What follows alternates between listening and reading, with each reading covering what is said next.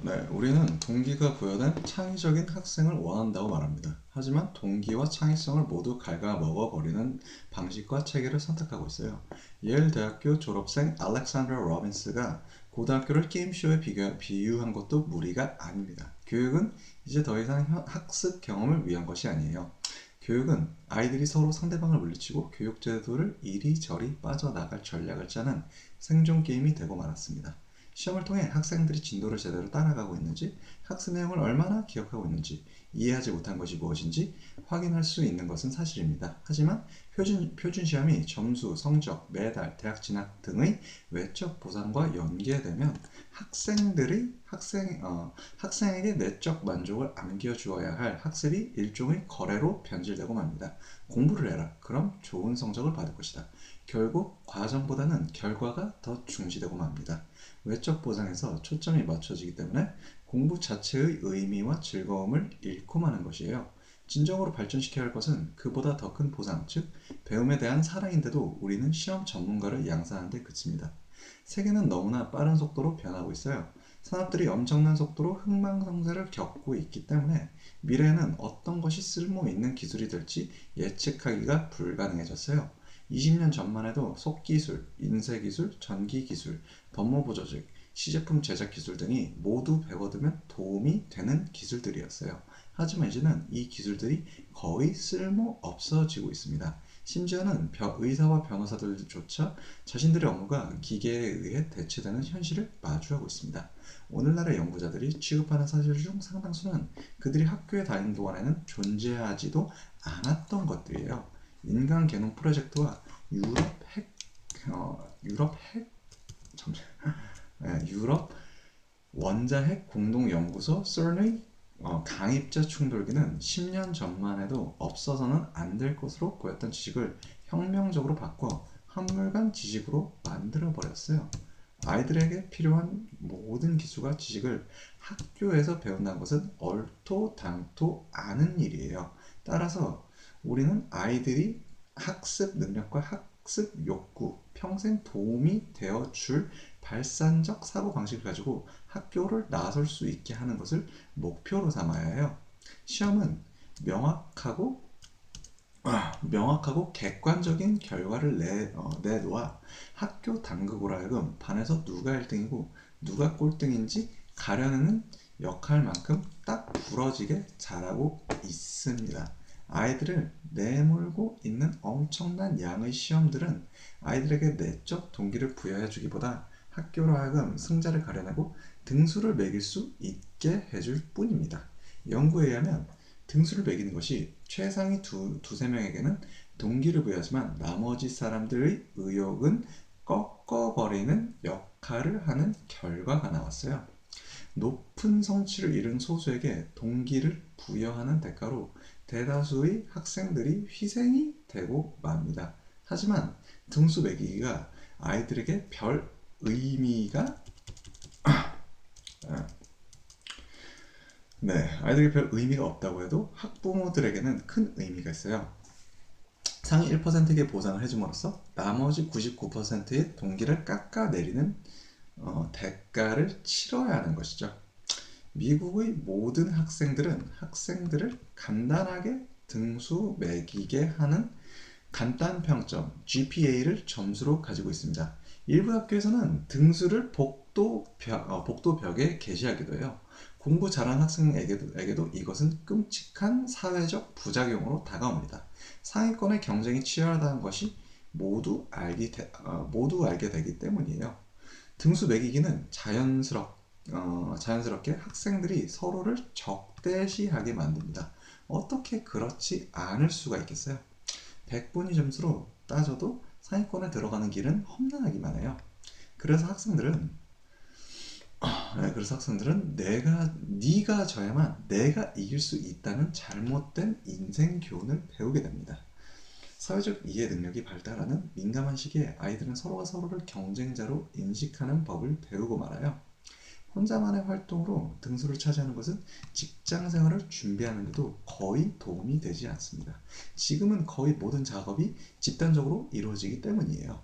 효과적인 팀워크를 위해 요구되는 기술은 협력 기술입니다. 서로의 장점을 찾아내고 구축해주는 능력이 가장 중요해요. 하지만 등수 매기기 교육은 이런 부분을 가르쳐주지 못합니다. 어디서든지 간에 창의성을 키우기 위해서는 안전한 분위기가 무척이나 중요해요. 지적으로 탐험을 나서도 위험하지 않고 불이익을 당하지 않을 것이라는 느낌, 실수를 해도 곤란을 겪지 않을 것이라는 확신이 있어야만 우리는 무엇인가를 배울 수 있습니다. 하지만 성적과 등수 등 시험에만 극단적으로 초점이 맞춰진다면 안전의 느낌이 훼손되고 말아요. 젊은 사람이나 나이 든 사람이나 할 것 없이 모든 사람은 언제 어떻게 일을 할지의 선택권이 어느 정도 자신에게 있다고 느껴지면 큰 동기를 부여받습니다. 그럼 그 일은 자기의 일이 됩니다. 세계윤리연구소 Institute for Global Ethics의 리시 키더는 대학에 진학할 즈음이면 약 95%의 학생들이 한 가지나 그 이상의 형태로 부정행위를 하게 된다고 추정했습니다. 때로는 더 나은 점수를 받기 위해 부정행위를 하기도 하고, 때로는 도서관에서 중요한 책을 숨기거나 게시판에 올라온 공지사항을 지워버리는 등 다른 학생들을 실패하게 만들기 위한 전략을 구사하기도 해요.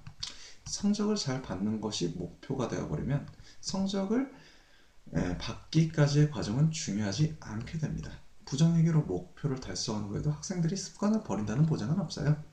2013년 초에 하버드 대학교에서는 대규모 부정행위 스캔들 이후에 일부 학생들을 퇴학시켰습니다. 집에 가져가서 푼 후에 제출한 시험에서 똑같은 답이 여러 답안지에서 나타났어요. 은세상의 오류까지도 모두 똑같았죠. 그리하여 279명의 학급 인원 중 절반 이상의 학생에게 자퇴 권고가 내려진 것이에요. 엘리트 학교에서도 부정행위가 만연해 있다는 점에 대해 많은 해설자들이 놀라움을 나타냈지만 사실 이것은 전혀 놀라운 일이 아니었어요.